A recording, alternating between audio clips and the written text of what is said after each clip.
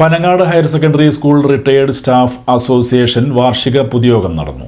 Panangad higher secondary സ്കൂളിലെ retired staff അസോസിയേഷന്റെ വാർഷിക പൊതുയോഗം രക്ഷാധികാരി ശിവശങ്കരൻ മാസ്റ്ററും ഭവാനി ടീച്ചറും ചേർന്ന് ഉദ്ഘാടനം ചെയ്തു. പ്രസിഡന്റ് പി ഭാഗ്യം ടീച്ചർ അധ്യക്ഷത വഹിച്ചു. സെക്രട്ടറി മുരളീധരൻ റിപ്പോർട്ട് അവതരിപ്പിച്ചു.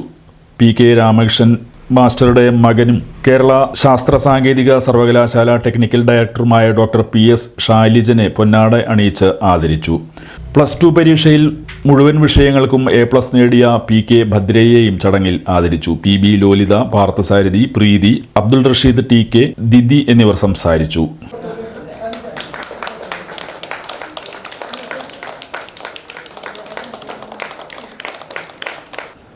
രാമകൃഷ്ണ മാഷ ക്ലാസ്സിൽ എനിക്ക് മലയാളം പഠിക്കാനുള്ള അവസരം കിട്ടിയിട്ടുണ്ട്. അന്ന് ഷാലിജ 10ാം ക്ലാസ്സിന്റെ ഫൈനൽ SSLC പൂർത്തീകരിക്കുന്ന വർഷമായിരുന്നു. അതെനിക്ക് നല്ല ഓർമ്മയുണ്ട്. എന്താണെന്ന് പറയാൻ കാരണം, ഈ 4 പേരും ഇവിടെ നിന്ന് വിരമിക്കുമ്പോൾ വിരമിക്കുന്നതിൽ 3 പേർക്കും അവരുടെ വീടുകളിലും മറ്റുമായിട്ട് ധനമായും മറ്റു മക്കളെ കൊണ്ടുള്ള വരുമാനമായും ഒക്കെ വളരെയധികം സമ്പത്തുകൾ. പക്ഷേ ഇവിടെ നിന്ന് വിരമിച്ചതിൽ നമ്മുടെ പ്രിയങ്കരനായ രാമകൃഷ്ണൻ മാഷ് സംബന്ധിച്ചിടത്തോളം അന്ന് മൂത്ത മകൻ ഷാലിജിന് 15 വയസ്സ്.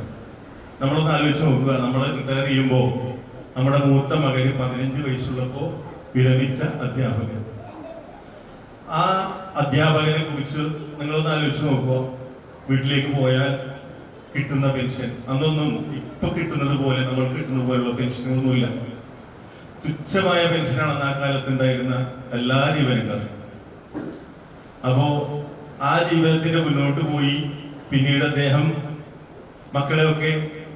എല്ലാ മക്കളെയും പഠിപ്പിച്ച് ഉന്നതിയിലെത്തിച്ചു.